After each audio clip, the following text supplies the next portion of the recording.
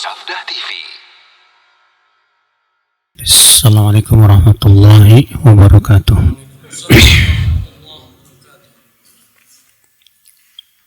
Innal hamdalillah nahmaduhu wa nasta'inuhu wa nastaghfiruh wa na'udzu billahi min shururi anfusina wa min sayyiati a'malina. Man yahdihillahu fala mudilla lahu wa man yudlil fala hadiya lahu. Wa asyhadu an la ilaha illallah wahdahu la syarika lah wa asyhadu anna Muhammadan abduhu wa rasuluh. Qala Allah Ta'ala fi kitabihil karim, ya ayyuhalladzina amanu taqullaha haqqa tuqatih wa la tamutunna illa wa antum muslimun, amma ba'd. Kita lanjutkan ayat ikhwah pembahasan 3 pokok. Kemarin terakhir sampai mana ya? Anda lupa dah. Oh, surat Al-Asr ya.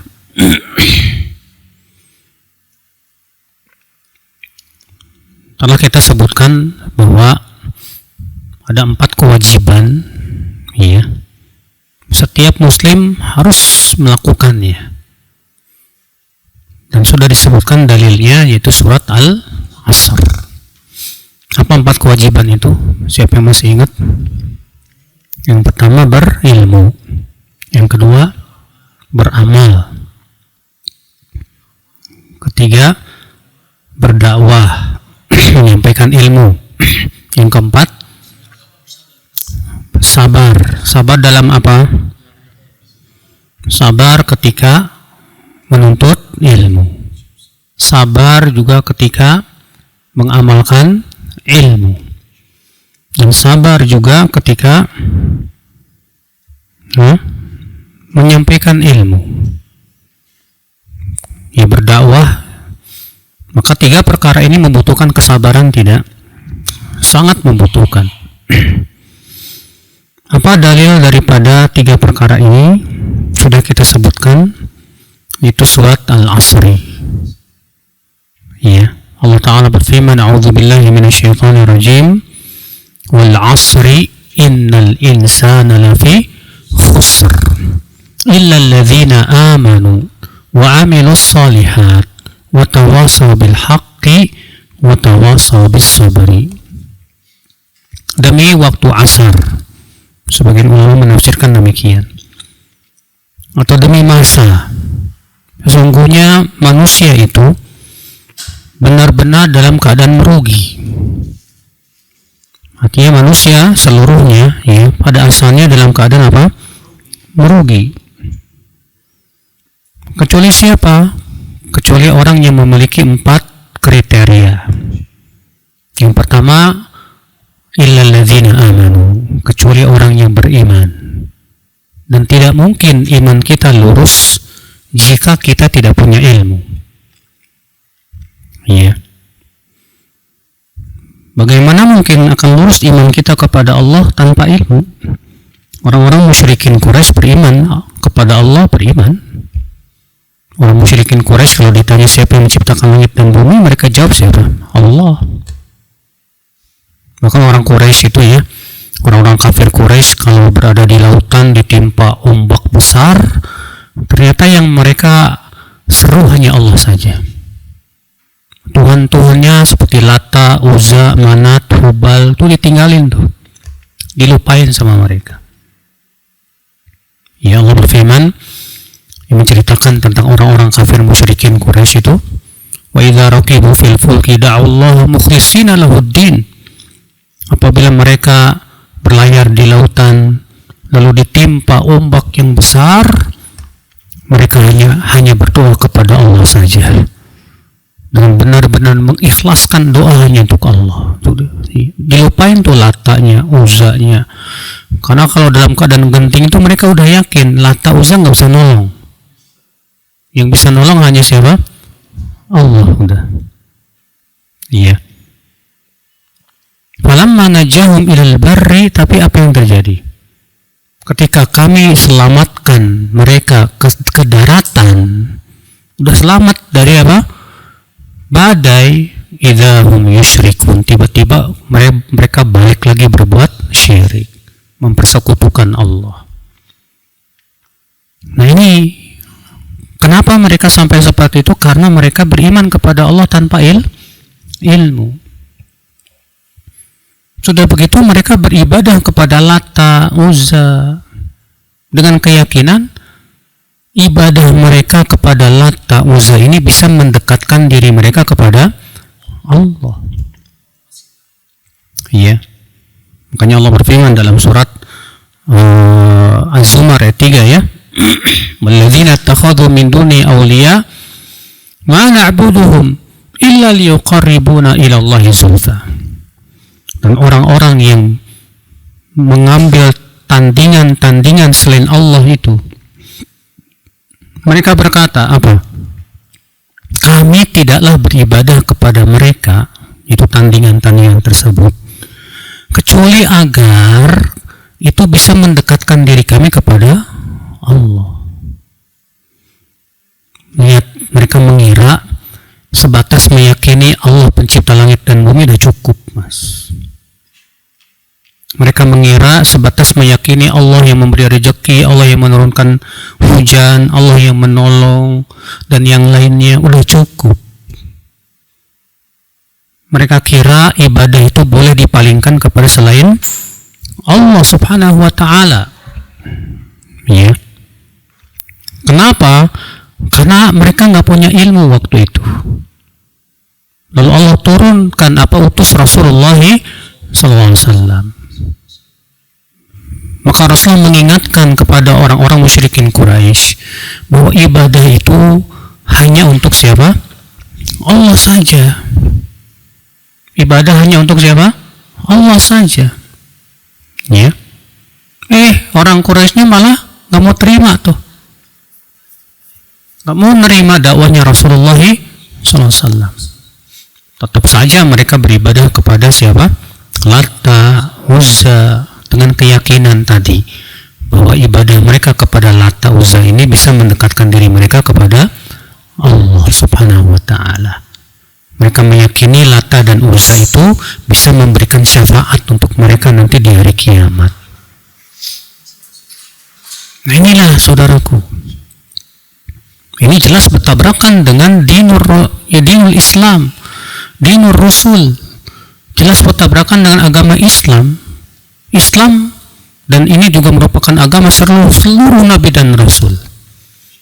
Islam ya menyeru agar ibadah hanya kepada Allah saja, doa hanya kepada Allah, tawakal hanya kepada Allah, ya, segala macam jenis ibadah hanya untuk Allah dan hanya kepada Allah. Tidak boleh dipalingkan kepada selain Allah subhanahu wa ta'ala. Berarti yang namanya beriman butuh ilmu nggak, Pak? Butuh ilmu, Pak. Illal ladzina amanu. Kemudian yang kedua apa? Wa amilus shalihat. Dan beramal saleh. Sekarang kita mau beramal tapi kita nggak punya ilmu, gimana? Kira-kira amal kita bener nggak tuh? Nggak mungkin bener, ya. Kalau kita beramalnya tanpa ilmu. Siapapun yang ingin beramal wajib dia berilmu dulu. Mau sholat, pelajari gimana tata cara sholat yang sesuai dengan tuntunan Rasulullah SAW. Berilmu dulu tuh. Mau zakat, orang seenak aja zakat, ya kayak orang N11, ya, dimana nisabnya itu sampai yang wajib dikeluarkan tuh sampai 20%, mas. Iya. Jadi kamu punya penghasilan, wajib dikeluarkan 20% dari penghasilan kamu. Mana ada dalilnya dari Al-Quran dan hadis? Seenaknya aja. Iya. Nah ini namanya kan beramal tanpa ilmu. Beramal tanpa ilmu gak bakalan diterima sama Allah. Karena Allah ingin diibadahi sesuai dengan yang Allah cintai dan ridhai. Dan yang Allah cintai dan ridhai itu yang Allah sampaikan melalui lisan Rasulullah Sallallahu Alaihi Wasallam, yang diajarkan oleh Rasulullah Sallallahu Alaihi Wasallam. Nah, wa amilus shalihat wa tawasaw bil haqq, saling berwasiat tentang kebenaran. Bagaimana kita akan berwasiat tentang kebenaran kalau kita tidak punya ilmu tentang kebenaran? Kalau kita nggak punya ilmunya, mana ini benar, ini salah, nggak punya ilmunya nih, gimana? Jangan-jangan kita saling berwasiat dalam kesalahan lagi, yang dianggap oleh kita sebagai kebenaran. Ini sebuah kesalahan tentu. Iya. Wa tawasaw bis sabr, dan saling berwasiat dengan apa? Kesabaran. Iya. Kemudian Al-Imam Asy-Syafi'i berkata, qala Asy-Syafi'i rahimahullah. Siapa sih Imam Syafi'i namanya? Muhammad bin Idris, ya. Dan beliau dari Banu Hashim, ya, keturunan beliau itu dari keturunan Quraisy beliau itu, ya. Di mana beliau ini ulama yang sangat luar biasa faqihnya, Mas. Kecerdasannya luar biasa. Ya. Beliau lahir di tahun Imam Abu Hanifah meninggal dunia, tahun 150. Dan beliau, ya, terkumpul pada beliau dua madhab saat itu. Karena ketika Imam Syafi'i hidup, waktu itu masih ada dua madhab. Madhab yang pertama, madhab Imam Malik yang ada di kota Madinah. Ya. Madhab yang kedua, madhab Imam Abu Hanifah yang ada di Kufah. Dan saat itu madhab Imam Abu Hanifah dikenal dengan istilah Ashabur Ra'i. Kenapa disebut Ashabur Ra'i? Pemilik pikiran maksudnya, karena Abu Hanifah dan murid-muridnya ini ya, pengetahuan tentang hadisnya nggak banyak, sehingga lebih banyak menggunakan apa? Pendapat. Tapi saking fakihnya Abu Hanifah, pendapat-pendapatnya Masya Allah dipuji oleh para ulama, ya. Maka Imam Syafi'i belajar kepada siapa? Imam Malik. Di usianya yang masih muda. Bayangkan di usianya yang masih muda, beliau sudah hafal Muwatta Imam Malik. Karena yang boleh duduk di majelisnya Imam Malik syaratnya adalah wajib hafal Muwatta. Kalau nggak hafal Muwatta, nggak boleh duduk di majelis Imam Malik. Maka Imam Syafi'i datang, ya, ketika Imam Malik melihat anak kecil, ngapain anak kecil? Diusir sama Imam Malik, nggak boleh anak kecil masuk sini. Ya, rupanya Imam Syafi'i akhirnya menghubungi gubernur kota Madinah supaya bisa diterima di majelisnya Imam Malik. Akhirnya Imam Malik menguji, ayo kamu hafal Muwatta nggak? Hafal. Dibacanya Muwatta oleh Imam Syafi'i dengan fasih, tanpa kesalahan sedikit pun juga. Maka Imam Malik terkagum-kagum sama anak kecil ini. Maka Imam Malik punya firasat, ini anak kelak akan jadi ulama besar. Ya. Saudaraku seiman, setelah selesai beliau belajar kepada Imam Malik, karena Imam Malik wafat pada tahun 179 Hijriah. Iya. Waktu itu Imam Syafi'i umurnya sudah 29 tahun. Maka beliau pun berkeinginan untuk belajar kepada murid-muridnya Imam Abu Hanifah. Karena Imam Abu Hanifah sudah meninggal dunia. Tapi murid-muridnya Imam Abu Hanifah pada waktu yang paling terkenal dua, Muhammad bin Al-Hasan dan Abu Yusuf Al-Qadhi. Dan beliau, Imam Syafi'i, mulazamah dengan Muhammad bin Al-Hasan. Dan Imam Syafi'i ini sangat kagum sama kecerdasan Muhammad bin Al-Hasan dan ya kefakihannya yang luar biasa. Tapi sering kali terjadi ya di majelisnya beliau dialog antara Muhammad bin Al-Hasan dengan Imam Syafi'i. Ya. Debat akhirnya. Kenapa? Karena Imam Syafi'i kan muridnya Imam Malik. Dan subhanallah, ya, Muhammad bin Al-Hasan banyak juga mengambil manfaat dari Imam Syafi'i. Iya. Akhirnya terkumpullah pada Imam Syafi'i dua madhab. Madhab Maliki dan madhab Hanafi. Dan beliau menjadi seorang mujtahid mutlak. Terkumpul pada beliau alat-alat ijtihad yang luar biasa. Mulailah beliau mengajar di Masjidil Haram. Iya. Maka duduklah Imam Ahmad di majelisnya Imam Syafi'i. Maka Imam Ahmad merasa terkagum-kagum sama Imam Syafi'i, luar biasa ini. Akhirnya Imam Ahmad mulazamah dengan Imam Syafi'i. Kata Imam Ahmad, kalau bukan karena Syafi'i, aku nggak tahu bagaimana cara memahami hadis. Iya. Saudaraku seiman, rahimani wa rahimakumullahu jami'an. Imam Syafi'i meninggal pada tahun 204 Hijriah. Usianya 54 tahun. Nggak lama hidupnya. Tapi berkah, Pak. Ilmunya, ya, kata sampai Imam Baihaqi, seluruh ulama setelah Syafi'i sangat butuh kepada Imam Syafi'i, kepada ilmunya Syafi'i. Bagaimana tidak? Beliau yang pertama kali meletakkan ilmu usul fiqih. Beliau yang pertama kali meletakkan ilmu hadis. Oh, Masya Allah, kefakihan beliau, ya, diakui oleh seluruh dunia. Berkata Imam Asy-Syafi'i rahimahullah, "Lau ma anzalallahu hujjatan ala khalqihi illa hadhihi surah lakafathum."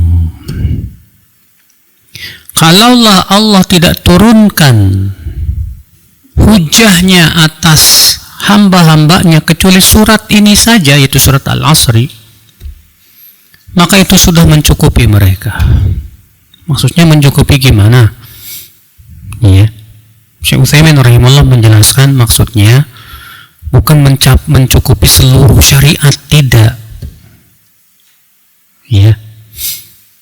Akan tetapi, ya, sebagai hujah atas hamba-hambanya tentang supaya mereka tidak menjadi orang-orang yang merugi, Pak. Supaya mereka tidak menjadi orang-orang yang merugi. Ya. Ikhwatul Islam, saudaraku seiman. Kemudian beliau membawakan perkataan Imam Al-Bukhari. Qala Al-Bukhari. Siapa tuh Imam Bukhari? Pernah dengar nggak Imam Bukhari, Pak? Siapa namanya Bukhari? Muhammad bin Ismail bin Ibrahim. Ya. Beliau asli orang Persia, orang Bukhara, bukan orang Arab, bukan. Ya. Bapaknya Ibrahim bin Bardisbah. Tadinya, ya, kakeknya itu, ya, Ibrahim, tadinya ia beragama apa? Majusi. Kemudian dia masuk Islam di tangan kabilah, ya, Ju'fi. Makanya beliau disebut dengan Maula al-Ju'fi. Maula di sini karena dia masuk, kakeknya dulu tuh masuk Islam di tangan mereka.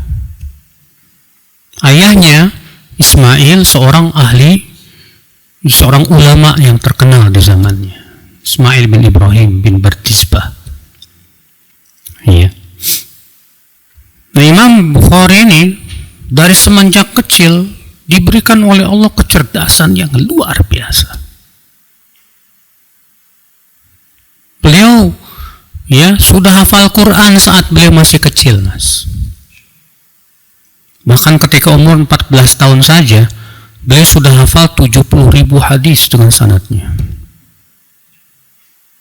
Sampai kalau Imam Bukhari duduk di majelis seorang ulama, itu ulamanya gemeteran.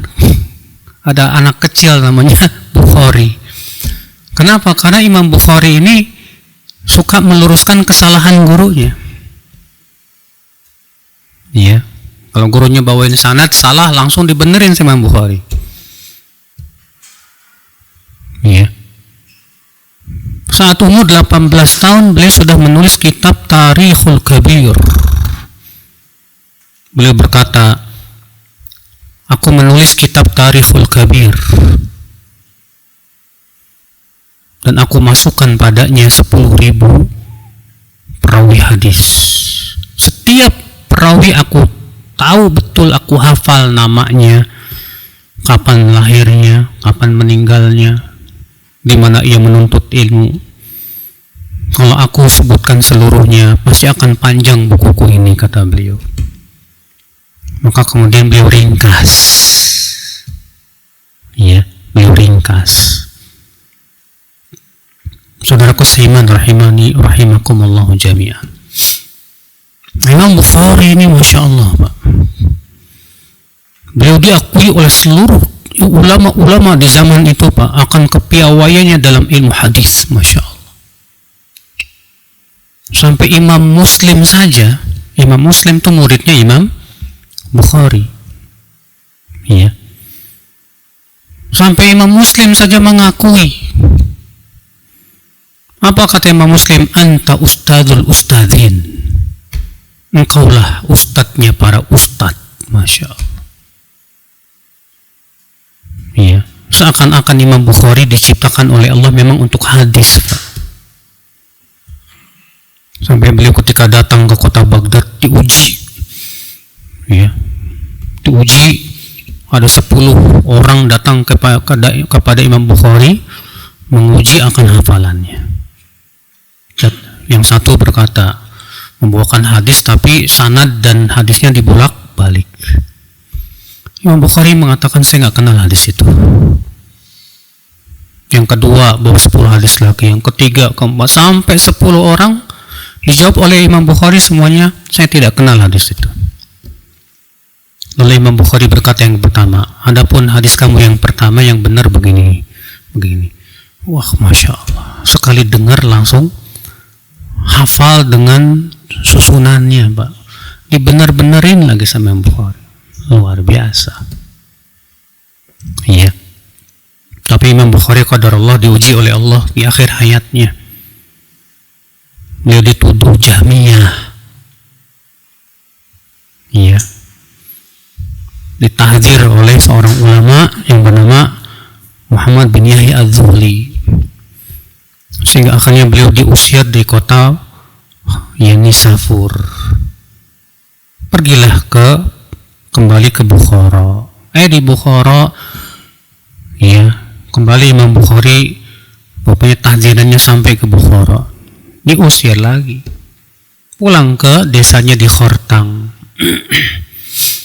Maka Imam Bukhari waktu itu di awal Ramadan, dia berdoa, ya Allah, bumi yang luas ini sudah sempit buatku, ya, tolonglah cabut saja nyawaku.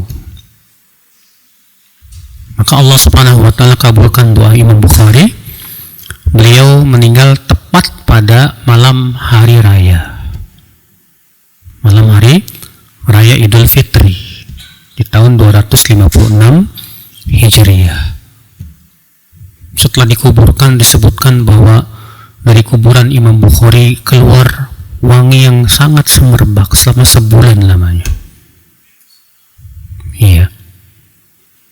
Nah, Imam Bukhari, qala al-Bukhari, berkata Imam Al-Bukhari, dan kitab beliau sampai detik ini, Pak, terkenal sekali, yaitu Sahih Al-Bukhari.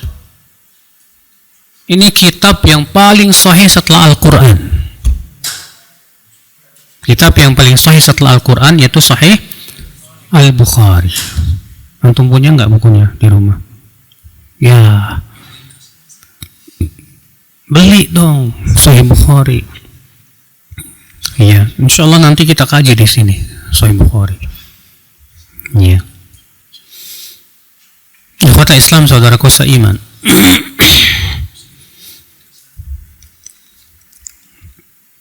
Kata Imam Bukhari, beliau membuat sebuah bab dalam kitab sahihnya, al-ilmu qabla al-qawli wal-amal.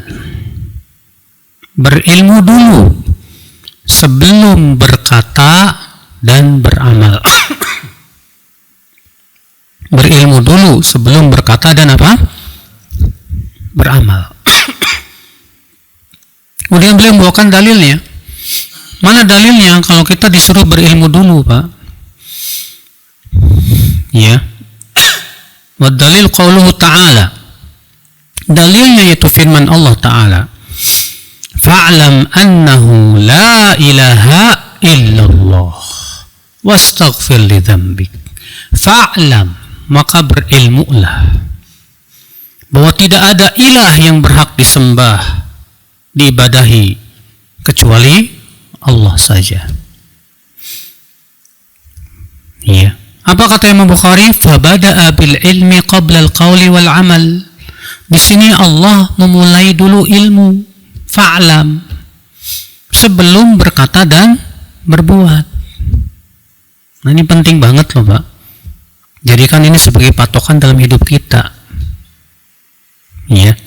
Berilmu dulu sebelum berkata dan berbuat. Antum mau ngomong apa saja harus didasarkan ilmu kalau bisa.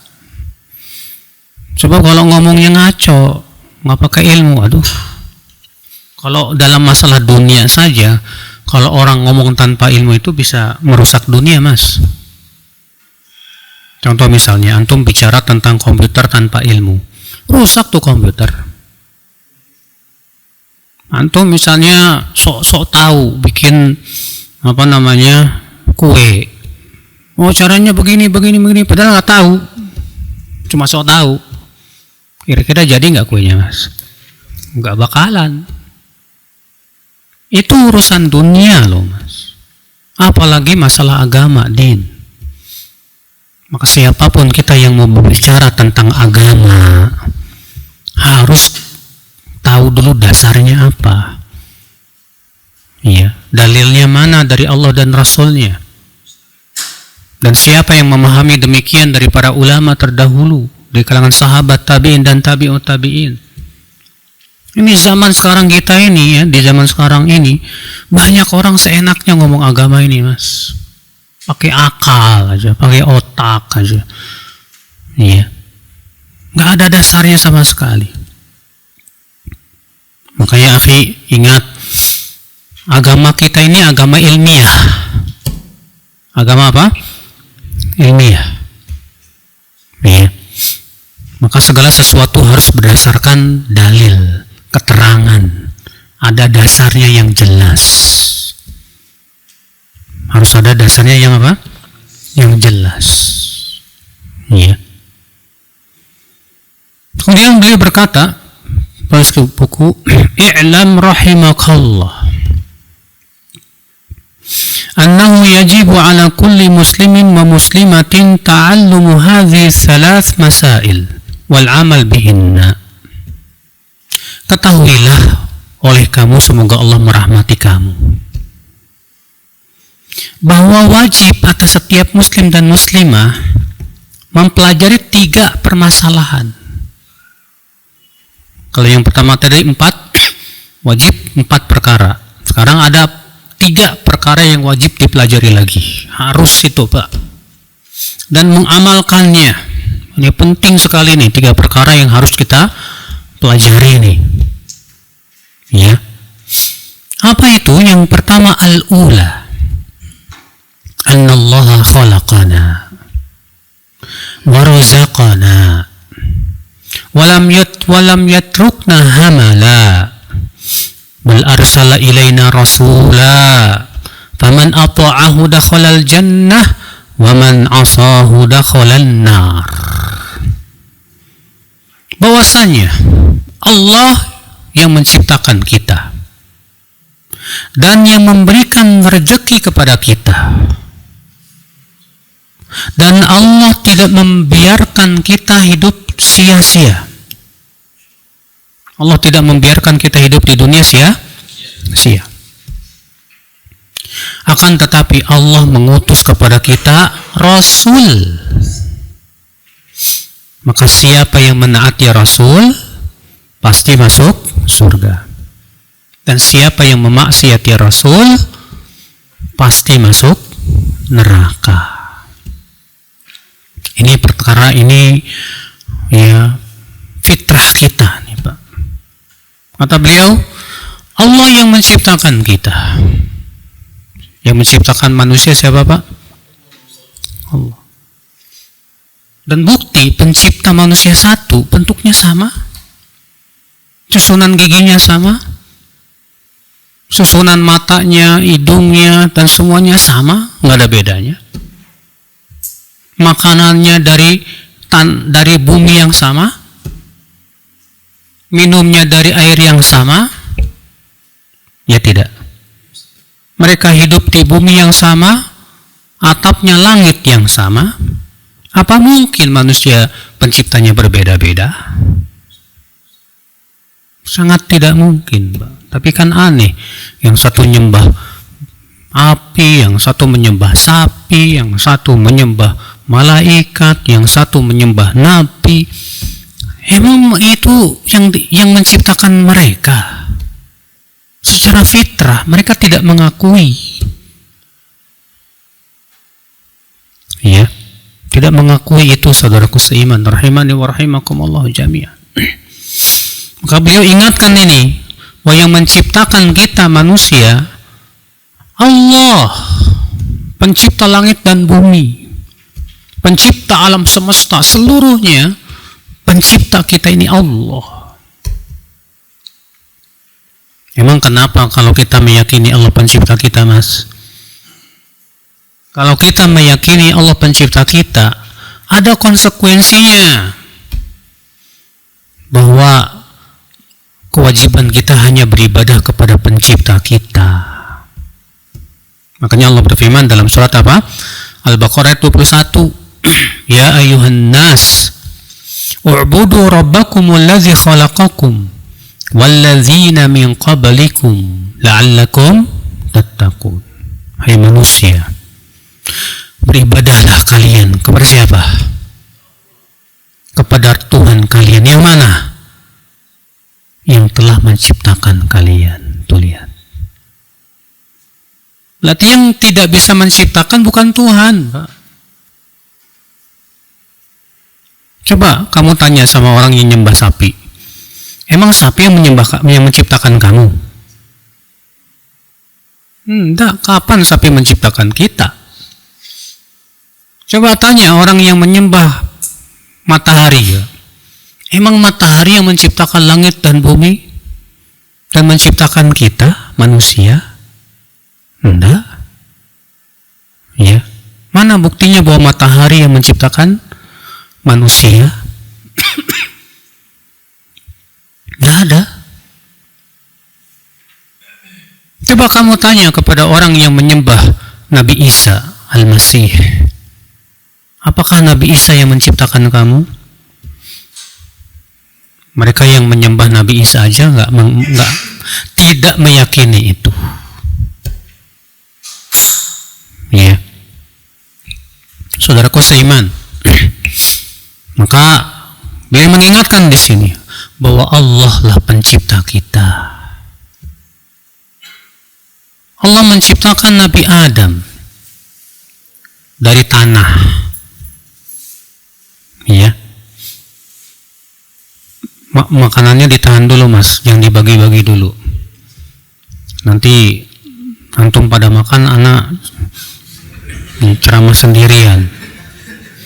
Enak antum.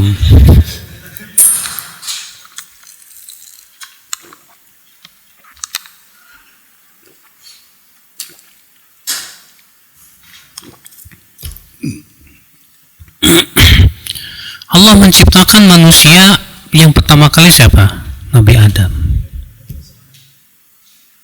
Antum lebih percaya mana, Mas? Yang Allah kabarkan dalam Al-Quran atau Darwin. Si Darwin bilang katanya manusia berasal dari monyet. Lalu mereka berusaha bikin bukti, katanya ada fosil.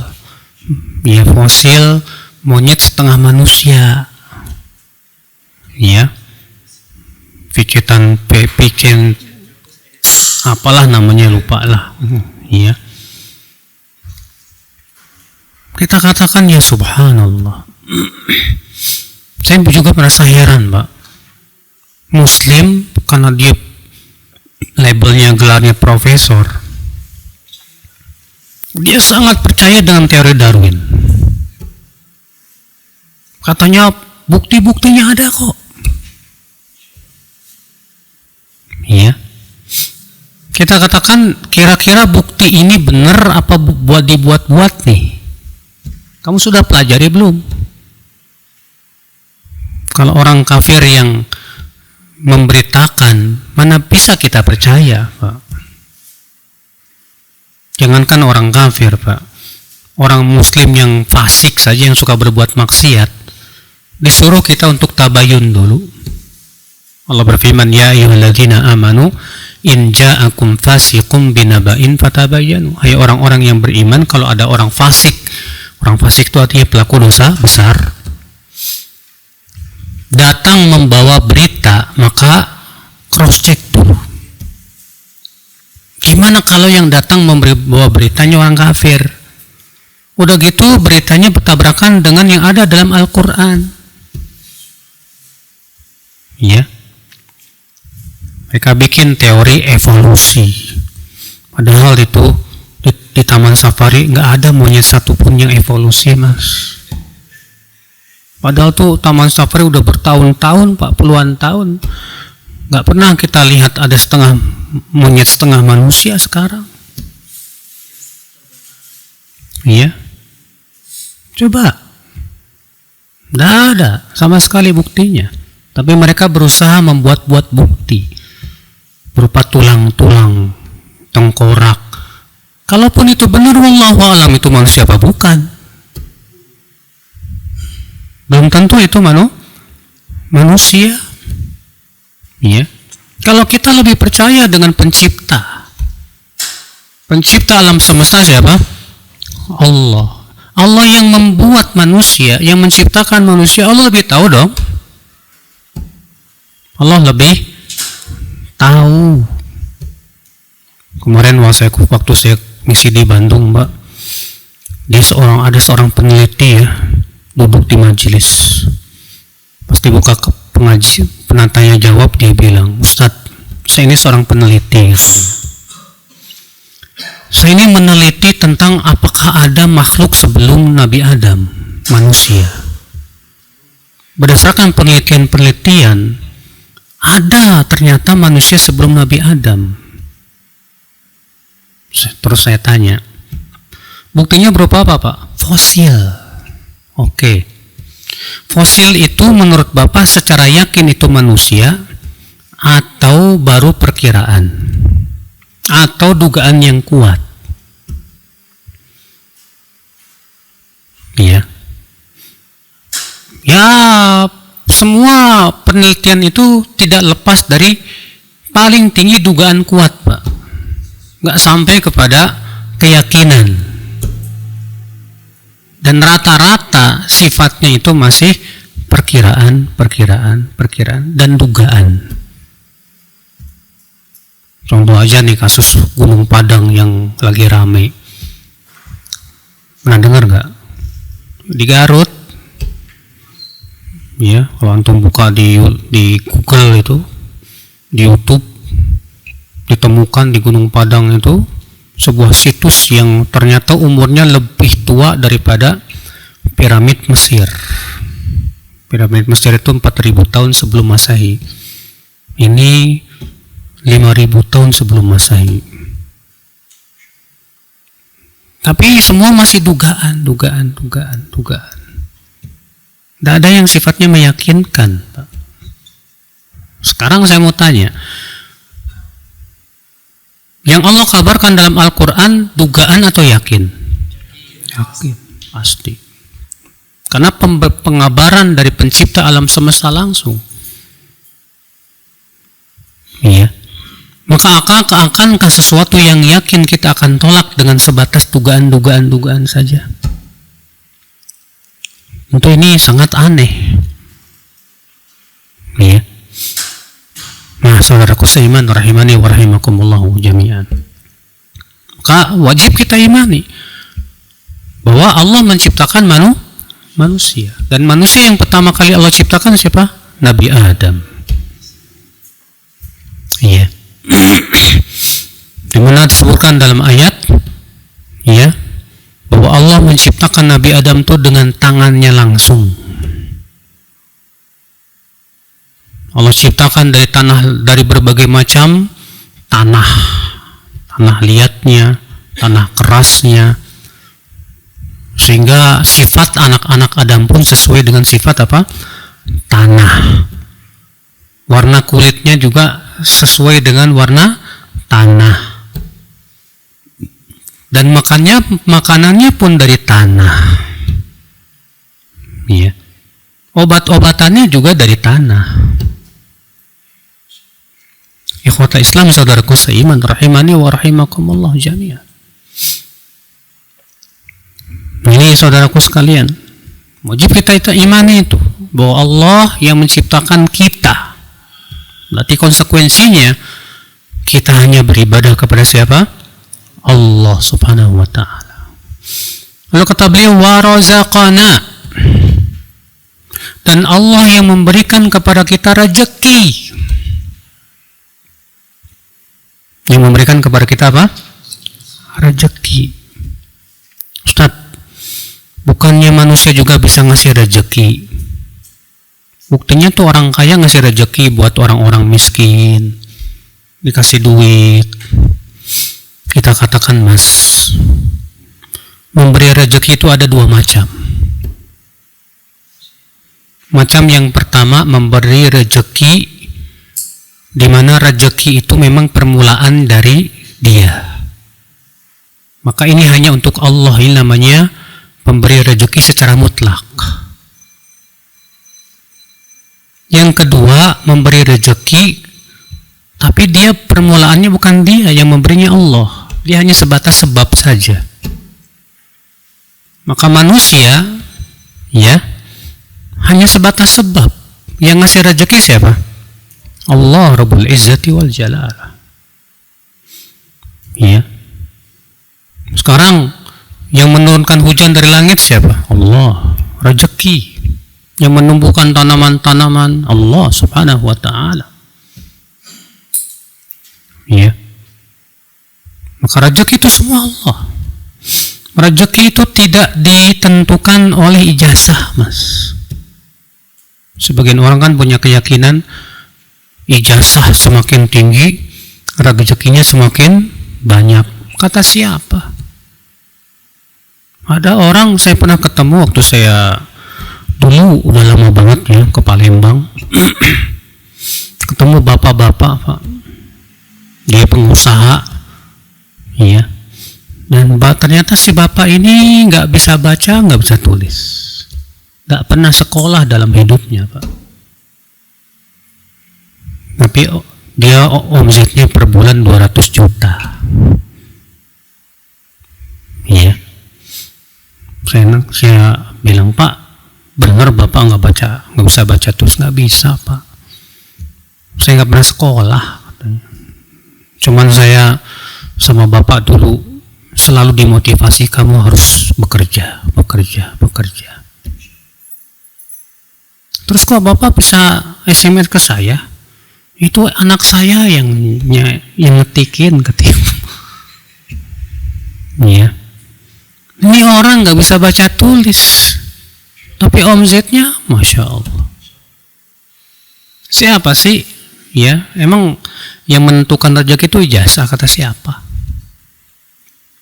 Antum tahu nggak, Mas? Di kelas itu yang pinter-pinter juara 1, 2, 3 rata-rata jadi dosen, Mas. Yang belon-belonnya rata-rata jadi apa? Pebisnis. Justru yang kaya-kaya itu yang belum-belumnya tuh di kelas. Iya. Rezeki tidak ditentukan oleh kecerdasan, Mas. Allah yang atur rezeki. Iya. Yang ngasih rezeki Allah. Itu ikan di lautan jutaan itu, Pak. Satu pun nggak ada yang nggak kebagian rezeki. Semua dapat rezeki. Semut yang jumlahnya sangat banyak di dunia, di bumi ini, miliaran. Setiap semut dikasih rezeki oleh Allah. Nggak ada yang nggak kebagian. Hewan-hewan, burung dan yang lainnya, Allah telah tentukan rezeki mereka masing-masing. Ya. Makanya kalau kita yakin Allah yang ngasih rezeki, kewajiban kita tenang, nggak usah khawatir. Sebagian orang itu, Pak, takut dengan masa depan. Masa depan dirinya, masa depan anak-anaknya. Gimana ya? Kita katakan, ente ini kayak orang nggak beriman. Yang ngasih rezeki Allah, nggak usah khawatir. Rasulullah bersabda, lan tamuta nafsun hatta yastawfiya rizqaha. Jiwa tidak akan meninggal sampai rezekinya habis. Kalau selama masih ada rezeki, nggak bakalan mati. Ya, nggak usah khawatir. Tapi tentunya kita pun mencari rezekinya dengan cara yang halal. Jangan sampai kita mencari rezeki dengan cara yang apa? Yang haram, Bapak sekalian. Iya. Tapi juga alhamdulillah loh, Pak. Rasulullah SAW memberitahu kepada kita amalan-amalan yang ternyata subhanallah amalan ini bisa membuka pintu rezeki, Pak. Apa amalan itu, Pak? Yang pertama, berbakti sama orang tua. Itu berbakti kepada orang tua, disebutkan dalam hadis yang hasan ya. Itu meluaskan rezeki, Mas. Ya.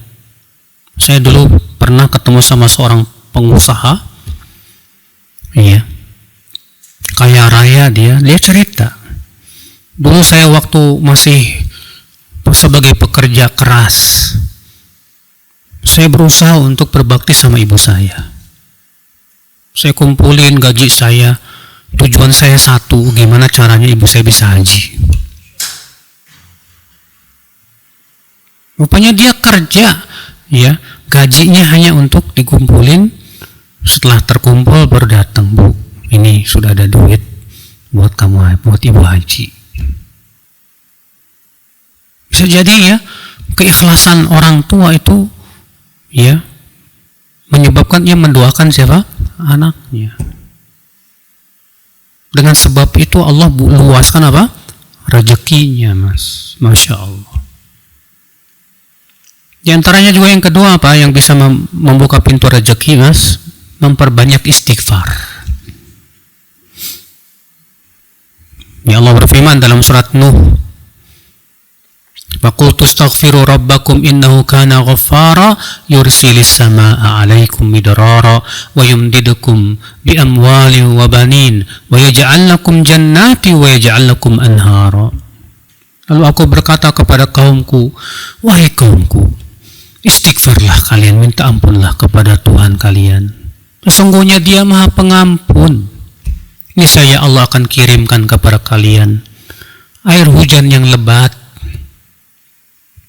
Allah akan berikan kepada kalian harta dan anak-anak. Dan Allah akan berikan kepada kalian sungai-sungai yang mengalir, ya, dan kebun-kebun. Masya Allah. Maka ya, selama kita banyak istighfar, minta ampun, ya, maka itu akan bisa membuka pintu apa? Rezeki. Bahkan istighfar bahkan ya, kehebatannya bisa menolak adab, Mas. Allah berfirman, "Wa ma kana Allahu mu'adzibahum wa hum yastaghfirun." Allah tidak akan mengadab mereka selama mereka masih minta ampun, masih istighfar. Iya.